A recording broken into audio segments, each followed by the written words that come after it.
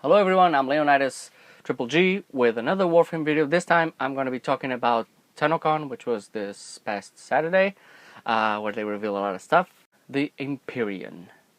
Now the Empyrean is a new game mode that has a new ship called the Railjack. Now when they talked about the Railjack a couple of months ago, they said it's going to be a ship used by the dojo and your friends in the dojo. It'll be a dojo related thing. Now they changed it.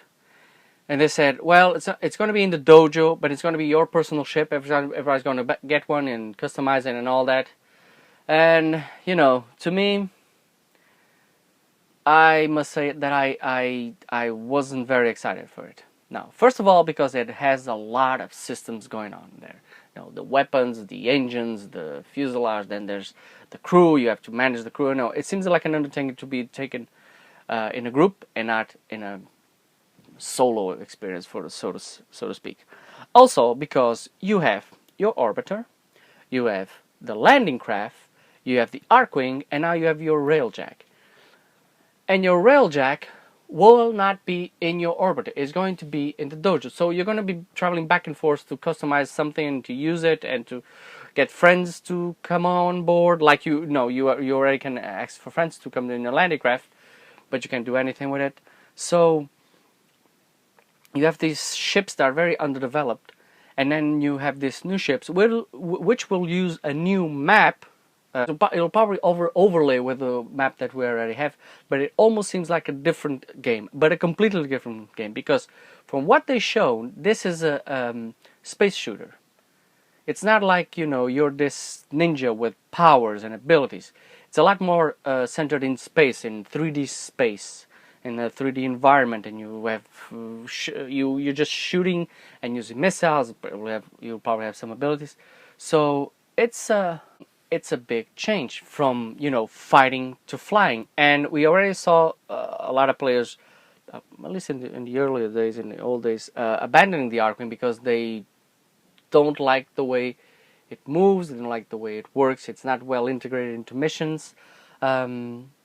Also, using the Railjack will require a lot of coordination and a lot of cooperative action, which to me sounds a lot like raids. You know, they said they were going to come back with raids, but not exactly in the model of raids that we used to know or that's present on other games. But I think Railjack is definitely something like raids, you know. I don't know. It's going to be hard. It's already hard to sometimes coordinate 4 guys in a squad.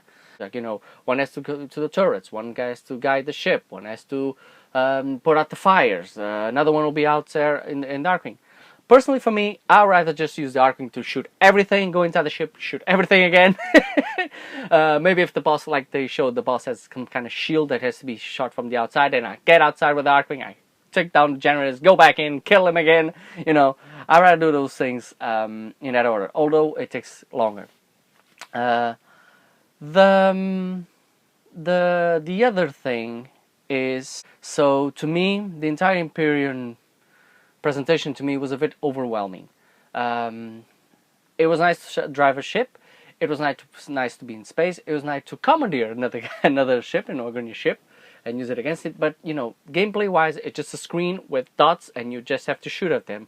It's not like in Warframe where you know, you can use the verticality of a set or your powers, or go around an enemy, or maybe stop an enemy or use an enemy against another enemy and all that kind of thing. It's really just the Starfleet system. It's a starship system, which is very different from the main mechanic of the game. So, you know, there's got to be a balance between the two.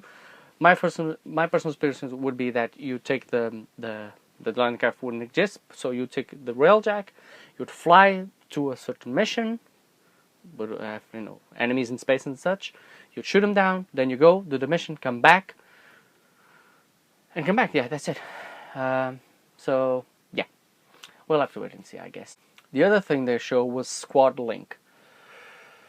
Now, coming back to raids. One thing is to have your own team doing stuff. Another thing is to rely on another team that you don't know, that if they're good or bad, or what frames they're using, or what they're trying to do, to, you know, complete a mission. it's like leaving the outcome to too many variables. And the one thing that got me interesting, and I don't know if this is going to do this, is Squad Link will have crossplay.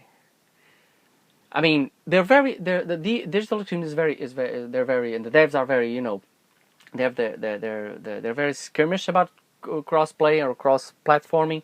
They are already but they are trying to implement every update at the same time on all platforms. So if Squad Link was a thing that interconnected several platforms, that will be interesting. Even if it's just, in the beginning, you have a squad on PC and you ask for help, and they have to match level of players, they have to match level of mission, they have to match Warframe's using, and so you have to match all these things. So maybe if they just broaden that horizon to consoles, maybe you can get help from a PlayStation squad or a Xbox squad, just to get that match perfectly or more cohesive, has maybe like that. I think crossplay that'll be good. I mean, if you have Squad Link, just to ask a bunch of people to help you, and then people are like, yeah, man, I'm not really into that, or I'm not, or they're taking too long to finish the mission or something like that. But if you have something to connect several platforms, and that connection is made through Squad Link, I think that'll be more interesting. I think that'll be more interesting, and I would approve of it faster than just asking for people for help and then have your outcome not in your control, so to speak. Yeah. If you enjoyed the video, please like and subscribe. If you didn't, just put that you did. But I would appreciate if you leave a comment. What didn't you like? What did you like? It always helps me to build the channel.